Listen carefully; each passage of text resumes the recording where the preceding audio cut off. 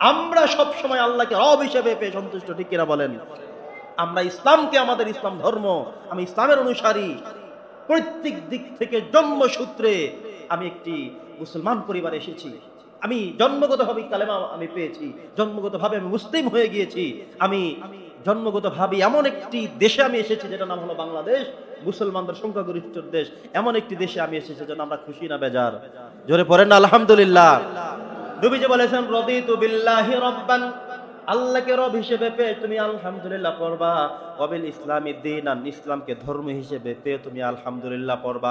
ওয়াবি মুহাম্মাদুর রাসূলুল্লাহ সাল্লাল্লাহু আলাইহি ওয়াসাল্লাম নবিয়্যান ওয়া রাসূলা, নবীজি আমার, তিনি আমার, আমি তার উম্মত, আমি আমার নবী তিনি। এটা আপনি পেয়েছেন, আমি পেয়েছি। সর্বশ্রেষ্ঠ নবীকে আমরা পেয়েছি রাসূল হিসেবে, নবী হিসেবে। এটা আমার জীবনের সবচেয়ে বড় পাওয়া। কে বুঝলো কি বুঝলো না, কে মানলো কি মানলো না, আমি আমার নবীজির উম্মত হতে পেরেছি, এটাই হলো আমার জীবনের সবচেয়ে বড় পাওয়া। আর এই পাওয়ার পরেই জোরে জোরে বলতে হবে আলহামদুলিল্লাহ। বন্ধুগণ আমার, নবী করিম সাল্লাল্লাহু আলাইহি সাল্লাম যখন মক্কা ছেড়ে মদিনায় চলে গেলেন, তিনি সেখানে গিয়ে দেখলেন শুধুমাত্র মুসলমানদের সংখ্যা কম, ইহুদিদের বিধর্মীদের সংখ্যা বেশি। তিনি তাদেরকে নিয়ে বসলেন যে শোনো, বসো, কথা আছে তোমাদের সাথে। আমরা যেহেতু ত্রিমুখী মানুষ, কেউ আছে ইহুদি, কেউ খ্রিস্টান, কেউ মুসলমান, আমরা তিন গ্রুপ থাকলেও তিন দিক চেয়ে চললে হবে না। সামাজিক নিরাপত্তার ক্ষেত্রে, ব্যবসা বাণিজ্যের ক্ষেত্রে, একে অপরের ভাই হিসেবে চলার ক্ষেত্রে, মানবিক দিক থেকে আমরা প্রত্যেকের সহযোগী সহযোদ্ধা যদি না হই, তাহলে আমরা কেউ নিজেদের মতো করে স্যাটিসফাই নই।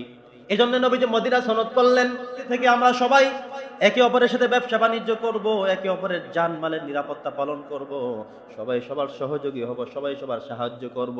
এই মর্মে আমরা সিদ্ধান্ত নিতে চাই, চুক্তি করতে চাই। এই চুক্তিতে কে কে থাকবা আসো। সবাই আসলাম। নবীজি বললেন আমরা তিন গ্রুপ মানুষ একত্রিত হয়ে গেলাম, আজকে থেকে সিদ্ধান্ত নিলাম কেউ আমরা একা স্বয়ং সম্পূর্ণ না। মুসলমানরা যদি এককভাবে থেকে থাকে, চুল বড় হলে দেখা যাবে যে হিন্দু ভাইয়ের চুলের কাটার দোকান, সেখানে তো আমার দোকান নাই, তাহলে আমি তো তাদের কাছে বেকায়দায় পড়ে যাব।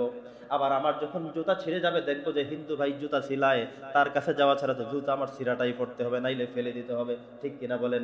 আপনি যখন দেখবেন যে আপনার এই সমাজে মৃৎশিল্প যারা মাটি দিয়ে বিভিন্ন কিছু বানায়, আপনি তাদের কাছে ধরা খেয়ে যাবেন, কারণ মুসলমানরা কেউ বানায় না, তারা বানায়। আপনার মার্কেট করা প্রয়োজন, কাপড় কিনা প্রয়োজন। গেলে দেখবেন যে একজন হিন্দু ভাই দোকান খুলে বসে আছে আর কেউ নাই, তখন আপনি তো তার থেকে না কিনলে বিপদে পড়তে হবে।